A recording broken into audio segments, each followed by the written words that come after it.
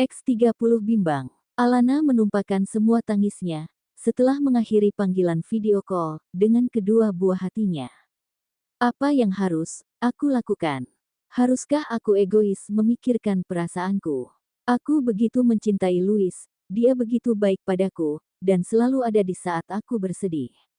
Tapi di lain hal, aku sangat mencintai kedua anakku.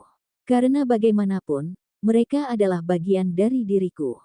Gumam Alana, dengan air mata terus mengalir. Alana mendongakkan kepala, menatap awan yang perlahan mulai memancarkan cahaya matahari pagi.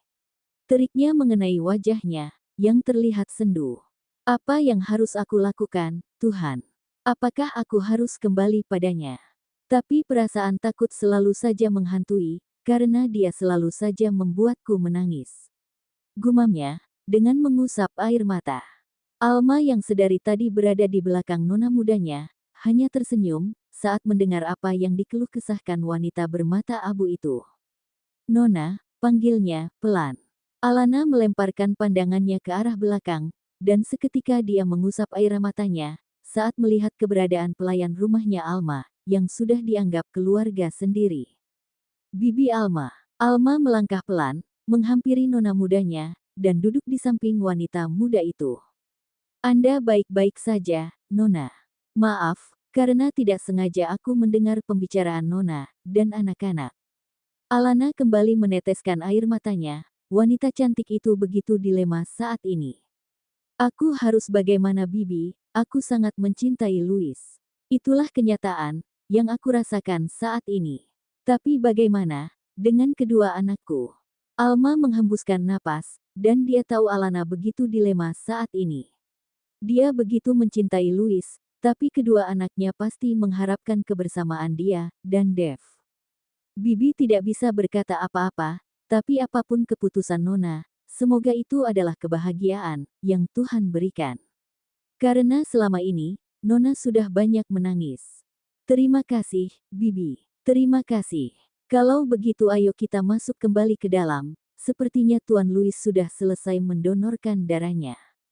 Baiklah, jawab Alana dengan senyuman kecil, dan berlalu dari taman itu bersama Alma. Louis, Daven, dan Eric tengah berbincang-bincang saat Louis selesai mendonorkan darahnya.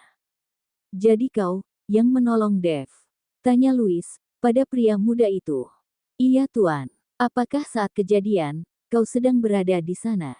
Tidak Tuan. Tapi para saksi mata mengatakan, sebelumnya Tuan Dev hampir saja menabrak sebuah truk besar, tapi beliau berhasil menghindarinya. Dan saat itu, di depannya ada pembatas jalan, dan dia terlambat memutar haluan setir, hingga kecelakaan tak bisa dihindari. Jadi seperti itu, batin, Louis. Saat mereka tengah berbincang-bincang, mereka dikejutkan dengan kedatangan Alana, dan juga Alma. Louis terus menatap wajah kekasihnya dengan intens, di mana mata wanita itu nampak sembab. Dan dia meyakini, Alana baru saja menangis. Louis hanya tersenyum, dan hanya dia saja yang tahu arti dari senyuman itu. Nona Alana, ini ponsel suami Anda. Maaf saya sempat mempergunakannya. Dan aku rasa Tuan Dev sangat mencintai keluarganya, sebab di layar ponselnya dia memakai foto Anda dan kedua anak kalian. Alana tersenyum kikuk saat mendengar apa yang dikatakan Eric padanya. Eric menatap jam yang melingkar pada pergelangan tangannya dan memutuskan untuk pulang.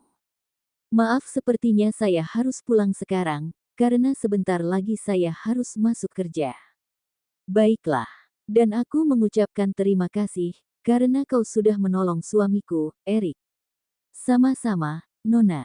Dan kalau begitu saya pergi dulu, jawabnya, dengan berlalu pergi.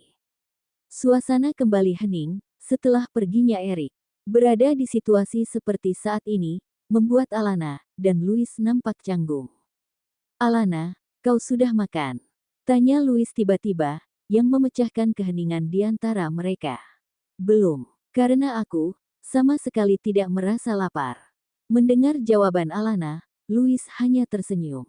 Dan dia tahu, Alana tengah memikirkan sahabatnya, yang dalam kondisi koma saat ini.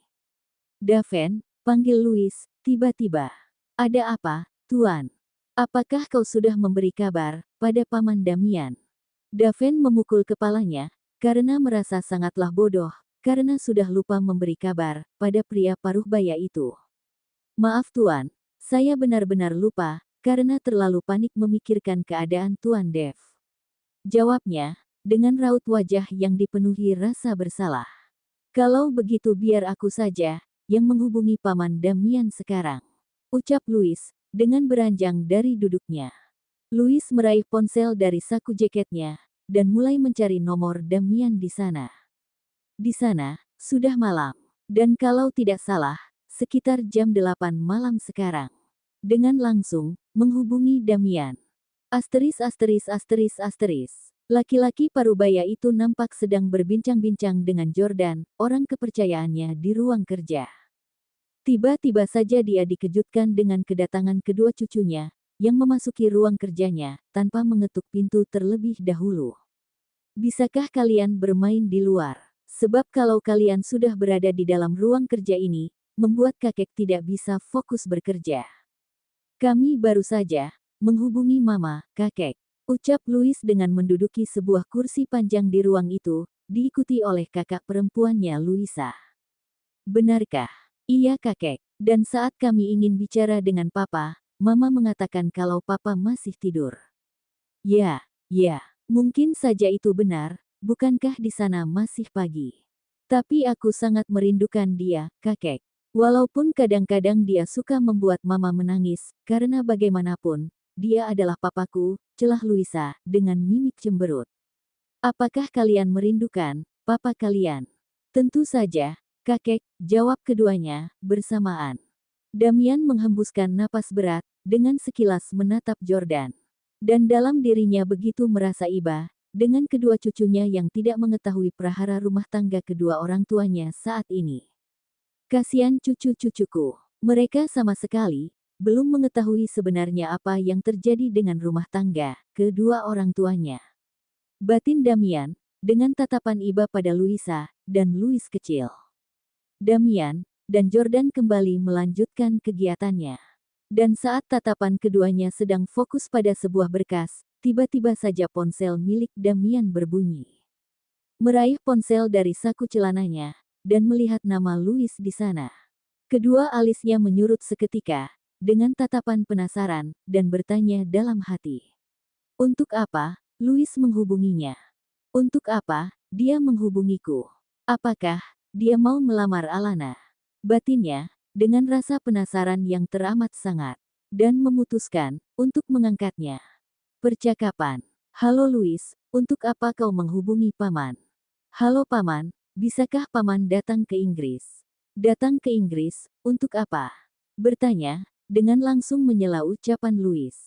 Aku belum selesai bicara, Paman sudah menyela apa yang kukatakan. Dev mengalami kecelakaan tunggal, dan sekarang dia sedang dalam keadaan koma. Raut wajahnya memucat, dan merasa dadanya begitu sakit.